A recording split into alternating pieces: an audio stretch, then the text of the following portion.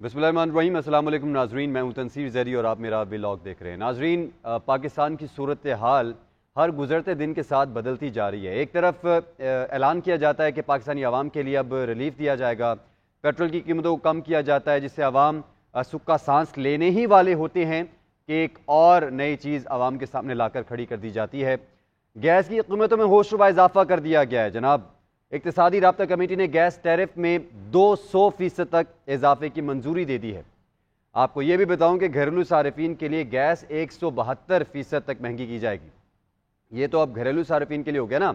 दूसरी तरफ हम जब जो दावे देख रहे थे, अभी जो मौजूदा निगरान हुकूमत है, निगरान सेटअप, वो ये कह रहे थे हम सरमायाकारी को फ़रोग देने के लिए कोशिश करेंगे और बिज़नेस फ्रेंडली इन्वायरमेंट बनाएंगे, जो पाकिस्तान के अंदर मौजूद सनतें हैं उनके लिए हम काम करेंगे। तो हकीकत उसके बिल्कुल अपोजिट दिखाई दे रही है। जो कमर्शियल और सनती सार्फिन हैं उनके लिए 200% तक इजाफा किया जाएगा।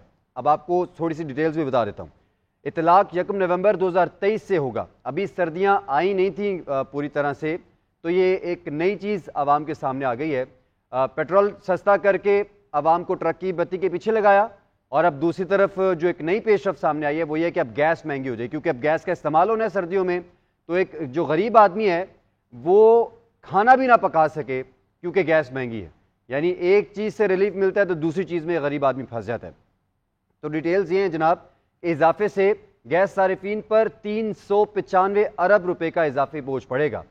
आपको ये भी बताऊं कि गैस कीमतों में इजाफे की हतमी मंजूरी वफाकी काबीना देगी। ये भी जाहिर सी बात है, और जब ये सारा कुछ वफाकी काबीना के सामने पेश किया जाएगा, रखा जाएगा ये सारी समरी, तो जो इम्कान ज़ाहिर किया जा रहा है ज़राए की जानिब से, जो कभी इम्कान है इस बात का कि ज़ाहिर है इस चीज़ को जस्टिफाई किया जाएगा क्योंकि जी ज़रूरत है इस बात की कि गैस की कीमतों को बढ़ाया जाए, और इसके अंदर हमारे पास कोई दूसरी ऑप्शन मौजूद नहीं है। तो इस बात को जवाज़ बनाकर फिर इस बात का इम्कान ज़ाहिर किया जा रहा है, कभी इम्कान मौजूद है कि गैस की कीमतों को इसी तरह से बढ़ा दिया जाएगा। निगरान वज़ीर ख़ज़ाना डॉक्टर शमशाद अख्तर की ज़ेर सदारत इजलास हुआ और बैरून मुल्क से 10 लाख मेट्रिक टन गंदम दरामद करने की मंजूरी भी दे दी गई है।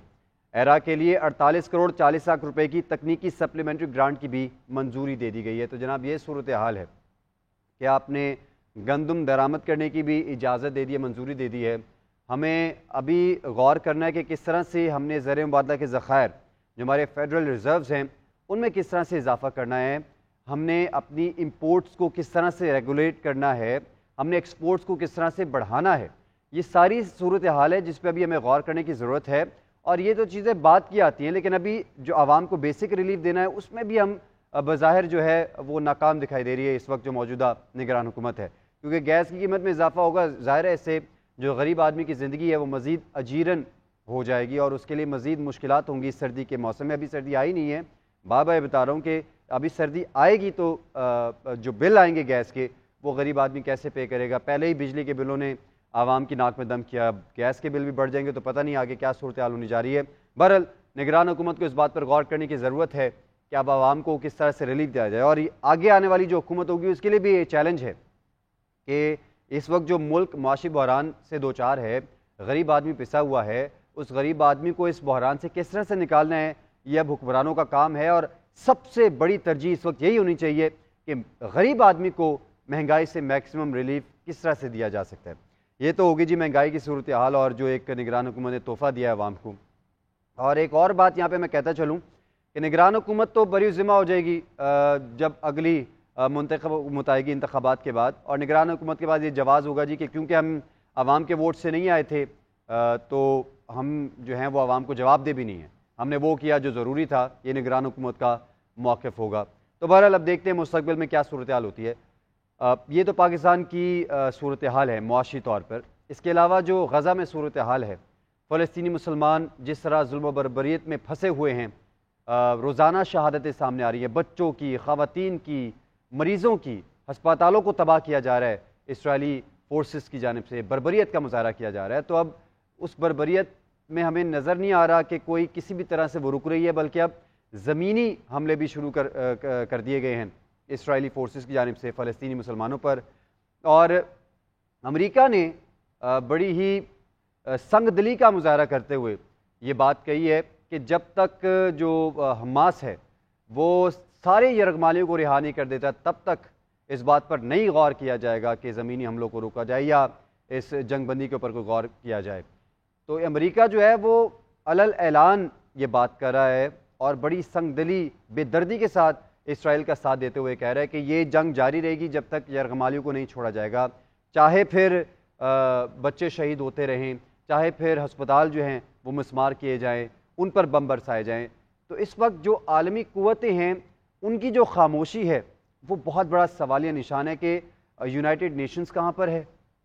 صرف بیان دینے کی حد تک، میں نے پہلے بھی اپنے پچھلے ویلاگ میں کہا تھا کہ صرف اب بیان بازی سے کام نہیں چلے گا، آگے آنا ہوگا، تمام مسلم ممالک کو اکٹھا ہو کر فلسطینی مسلمانوں کا ساتھ دینا ہوگا۔ غزہ میں یہ جو بلڈ شیڈ ہو رہا ہے، یہ جو جینوسائیڈ ہو رہا ہے، مسلمانوں کی نسل کشی کی جا رہی ہے، انہی کے علاقوں پر قبضہ کرنے کی کوشش کی جا رہی ہے اسرائیلی فورسز کی جانب سے، اس چیز کو ختم کرنے کے لیے، روکنے کے لیے اب تمام مسلم ممالک کو ایک ساتھ بھرپور جواب دینا ہوگا، اسرائیلی فورسز کو بھی اور جو بھی اسرائیل کی پشت پناہی کر رہا ہے ان سب کو جواب دینا ہوگا۔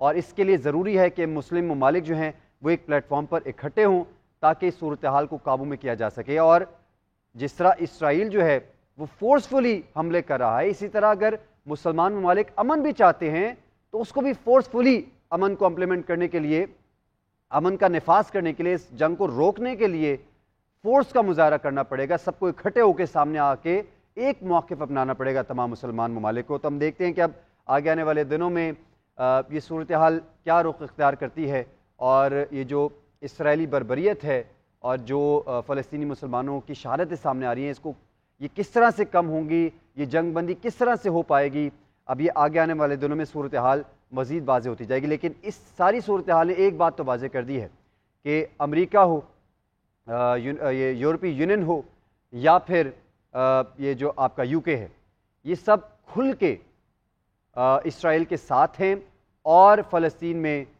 جو مسلمان ہیں ان کے خلاف ہیں۔ ہمیں اس بات کو اب سمجھ لینا چاہیے کہ ایسی کون سی عالمی طاقتیں ہیں جو مسلمانوں کے حق میں ہیں اور مسلمانوں کون سی ایسی طاقتیں جو مسلمانوں کے خلاف ہیں، اور اسی کے مطابق ہی آئندہ کا لائحہ عمل ہمیں اپنانا ہوگا بحیثیت مسلمان قوم۔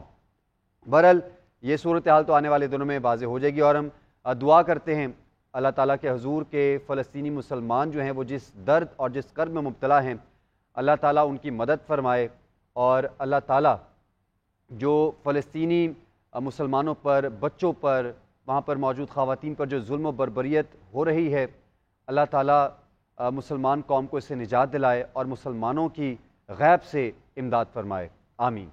بہرحال یہ تو صورتحال ہے غزہ کی۔ اب ہم دوبارہ سے ایک بار بات کرتے ہیں پاکستان کے سیاسی منظرنامے کی۔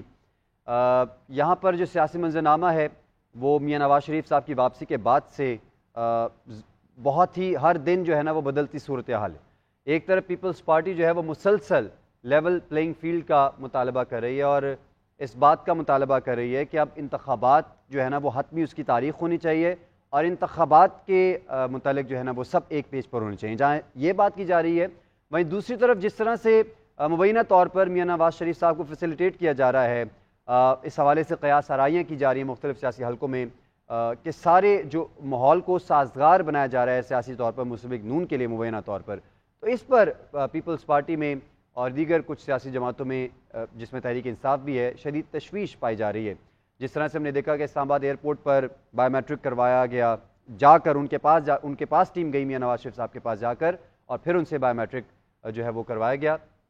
تو اس بات پر بھی کڑی تنقید کی گئی ہے پیپلز پارٹی کی جانب سے بھی، تحریک انصاف کی جانب سے بھی، اور پیپلز پارٹی کے کچھ رہنما جو ہیں وہ یہ بھی کہہ رہے ہیں کہ اگر اتنا ہی سازگار ماحول دینا ہے مسلم لیگ نون کو اور اتنی ہی اسموتھ فیلڈ دینی ہے مسلم لیگ نون کو تو پھر اتنی ڈراماٹائزیشن کی ضرورت نہیں ہے، پھر انتخابات کی بھی فارملی ضرورت نہیں ہے۔ پھر یعنی پیپلز پارٹی نے یہ موقف اپنایا کچھ رہنماؤں نے، تو میں اس کا مفہوم آپ کو بتا رہا ہوں کہ ان کی جانب سے کہا گیا کہ پھر ڈائریکٹ ہی جو نگران وزیر اعظم ہیں ان سے استعفیٰ لے لیں اور وزارت عظمیٰ کی جو کرسی ہے وہ آپ ڈائریکٹ میاں نواز شریف صاحب کے حوالے کر دیں، پھر اس سارے پروسیجر کی ضرورت نہیں ہے۔ یہ پیپلز پارٹی نے بیانیہ اپنایا ہے۔ تو بہرحال یہ صورتحال ہے جس میں اب سیاسی جماعتیں جو ہیں وہ ایک دوسرے کے خلاف بیان بازی بھی کر رہی ہیں، بالخصوص ماضی کے اتحادی، ماضی میں ایک دوسرے کے ساتھ کام کرنے والے، ورکنگ ریلیشن شپ کو ایک اچھا اور پازیٹیو امیج دینے والے پیپلز پارٹی اور نون لیگ جو ایک دوسرے کی تعریفیں کرتے دکھائی دیتے تھے ماضی قریب میں، اور آج جو ہے وہ پیپلز پارٹی مسلم لیگ نون پر تنقید کر رہی ہے، مسلم لیگ نون پیپلز پارٹی